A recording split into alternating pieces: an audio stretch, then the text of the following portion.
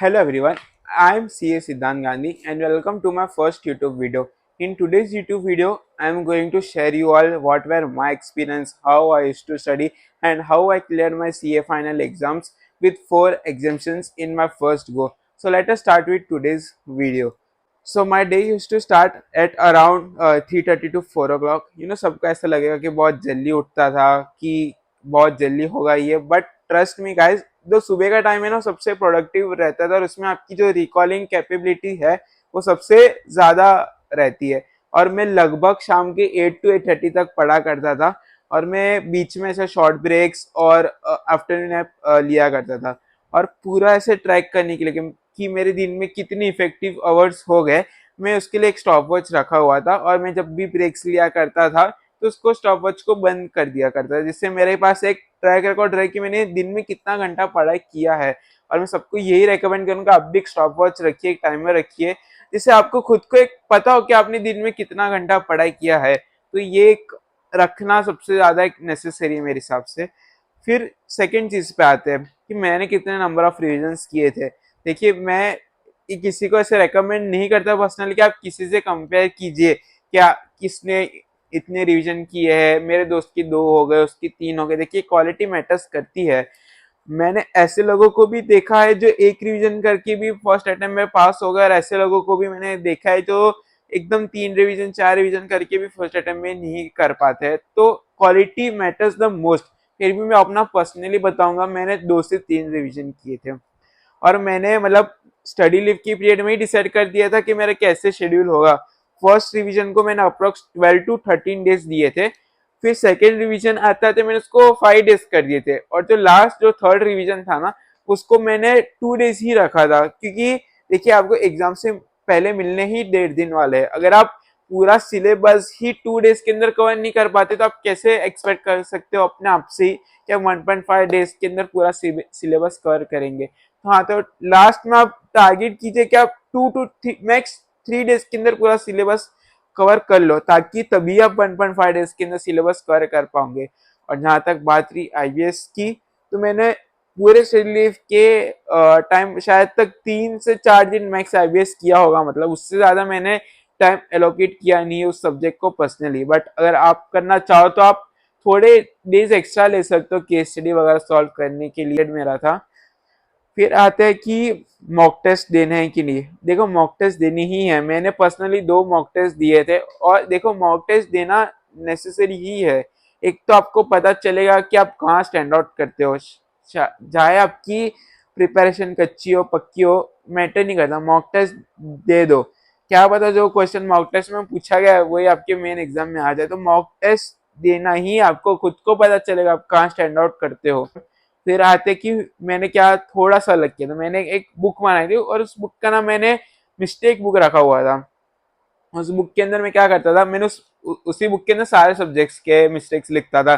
जैसे स्टार्टिंग के 15 से 20 पेज एफ आर के हो गए, उसके बाद के पेज एफ एम के हो गए, ऑडिट डीटी आईडीटी वैसे करके। जैसे अब एफ आर में कंसोलिडेशन हो गया, बिजनेस कॉम्बिनेशन हो गया। देखो, अब सारे एडजस्टमेंट आप याद करना फर्स्ट गो में तो पॉसिबल नहीं है, तो मैं उसमें लिख रखता था कि मैंने ये सब में ये एडजस्टमेंट में गलती की थी। जैसे एएफएम में आप मल्टीपल वे से सम एक सॉल्व कर सकते हो, बट इंस्टीट्यूट के मॉड्यूल में कौन से फॉर्मूला से वो सम कर रखी थी, मैंने वो लिख रखा था कि ये सम को इसी फॉर्मूला से सॉल्व करना है, ताकि अगर सजेस्टेड आंसर से मेरा मैच हो पाए, अलग वे में ना जाए, मतलब या डायरेक्ट टैक्स के अंदर डिविडेंड रिसीव्ड, डिविडेंड क्रेडिटेड, तो उसके लिए कब ग्रॉस अप करना है, कब ग्रॉस अप नहीं करना, कब नेट ऑफ टीडीएस है। या जैसे आरडीटी के अंदर कस्टम्स है, तो उसमें बहुत लोग मिस्टेक्स करते हैं कि कब आईएनआर में कन्वर्ट करना है, कब फॉरेन करेंसी में ही रखना है। तो ऐसी छोटी छोटी चीजें मैंने बुक के अंदर लिख के रखी थी। और जैसे आज एग्जाम का डे है, तो मैं 2 से 3 घंटे पहले सिर्फ उसी चीजें को रीड करता था कि मैंने कहाँ मिस्टेक की, कौन सी मिस्टेक नहीं करनी। तो एक पर्सनली आपको पता रहता है कि मैंने ये जगह गलती की है, तो पेपर के टाइम पे भी आप ट्रस्ट कीजिए, आपको चीज क्लिक करेगी मैंने अपने बुक में लिखी थी, ये मिस्टेक नहीं करनी है। मतलब तो आप भी एक ऐसी बुक प्लीज बनाना, मतलब, और आप अभी से बनाना। मैंने तो लास्ट के 1.5-2 महीने में बनाई थी, आप अगर अभी से बनाओगे तो आपको शायद तक कुछ चीज का ज्यादा बेनिफिट होगा, मेरा ऐसा मानना है। अब आते हैं कि वीक सब्जेक्ट्स कैसे टैकल करने हैं। तो मेरा वीक सब्जेक्ट था ऑडिट, और मैं तो ऐसे एक मॉर्निंग पर्सन हूँ, तो मैं हर ऑल्टरनेट डे पे सुबह 1.5 से 2 घंटा ऑडिट पढ़ा करता था। अगर आप नाइट पर्सन हो तो अब जो आपका वीक सब्जेक्ट हो आप रात को लीजिए मतलब। और जैसे शाम को मेरी एफिशिएंसी कम होती थी तो जो मेरे कंफर्ट टॉपिक से जो टॉपिक मुझे काफी अच्छे से आते हैं, जैसे एएफएम हो गया, एफआर हो गया, तो उसको मैं शाम के टाइम भी ही रखा करता था, ताकि जो सुबह जब एफिशिएंसी हाई हो ऐसी चीजें कर लो जिसमें आपको इश्यूज आते हो, तो ये काफी अच्छा रहेगा। वीक सब्जेक्ट्स हर ऑल्टरनेट डे या 2 से 3 दिन में एक बार ले लीजिए, ताकि अब कोई भी सब्जेक्ट कर रहे हो जो आपका वीक सब्जेक्ट है ना उसके साथ आपका एक टच बना रहे हैं, मतलब यही है कि सेकेंड एक चीज ये है कि सबको एक डाउट आता है कि बोथ ग्रुप्स के लिए अपियर करना है, सिंगल ग्रुप के लिए करना है, या बोथ ग्रुप्स में एक सब्जेक्ट के अंदर एग्जामेशन ले आओ, मतलब तो ये सबके कॉमन डाउट्स रहते ही है।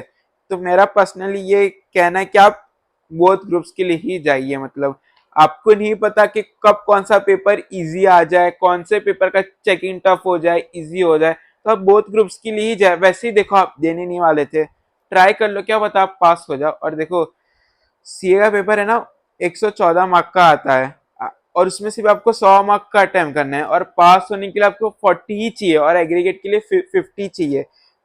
तो आप मतलब अगर 5 1 मार्क का नहीं भी आता है, 10 मार्क का भी नहीं आता ना, तो आप उसके लिए बाकी क्या पूरा 80 मार्क 90 मार्क का पेपर खराब मत कीजिए। देखो सीए का पेपर है, कुछ ना कुछ तो नया आएगा ही आएगा। आप ऐसे बीकॉम की तरह एक्सपेक्ट नहीं कर सकते कि ओवरऑल जैसे आपने जो पढ़ा है वही सब रिपीट होगा, नया आएगा और सबके लिए नया होगा। ऐसे नहीं होगा कि ऑथर की बुक में सम था, ऐसा कुछ नहीं है। वो नया होगा तो सबके लिए ही नया होगा। तो उस 10 मार्क 15 मार्क के लिए बाकी का पेपर खराब मत कीजिए।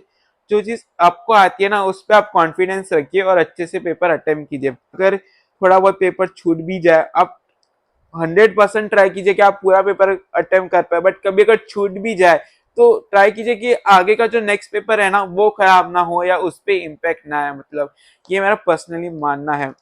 और वीडियो ऐसे कंक्लूड करते करते मैं बस ऐसे एक चीज बोलना चाहूंगा। देखो सी एग्जाम में पास होने के लिए हार्डवर्क लगता ही है, मैं तो कहता हूँ 99.99% हार्डवर्क है, बट एक 0.001% है ना, एक भगवान का आशीर्वाद कह लो, तकदीर कह दो, लक फैक्टर कह दो, वो एक मोस्ट इंपॉर्टेंट चीज है। मान लो आपको पेपर में कोई एमसीक्यू नहीं आता, एक रैंडम गैस आपने कर लिया, कभी कभार वो एक रैंडम गैस का एमसीक्यू ही आपका सब्जेक्ट में 40 बना देगा या आपका एग्रीगेट 150 का बिठा देगा, मतलब तो मेहनत तो करनी है उसमें तो कोई डाउट ही नहीं, बट साथ में बड़ों के आशीर्वाद भगवान के आशीर्वाद भी लेकर ही पेपर में जाना। मैं तो हर पेपर के पहले मैं जिस गॉड में बिलीव करता हूँ उनके आशीर्वाद लेके ही जाया करता था, तो आप भी इस चीज को फॉलो करना, मतलब।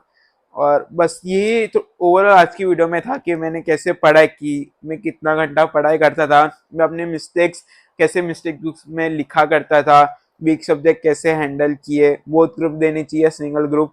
तो ये आज की वीडियो में बस इतना ही था। आगे के मैं डिटेल वीडियो बनाऊंगा कि मैंने हर सब्जेक्ट कैसे पढ़ा, कौन से टीचर्स मैंने रिफर किए, मैं कौन से बुक से पढ़ाई करता था, कौन से चैप्टर्स इंपॉर्टेंट है, ऐसे डिटेल में हर सब्जेक्ट के लिए बनाऊंगा। बट आज की वीडियो के लिए इतना ही था। अगर आपको जेन्युइनली अगर अच्छा लगा वीडियो तो आप आपके बाकी फ्रेंड्स में भी शेयर करना, ताकि उन्हें भी कुछ बेनिफिट मिल पाए इस वीडियो के साथ। और so that's it for today's video. Do like share and subscribe. टाटा बाय बाय।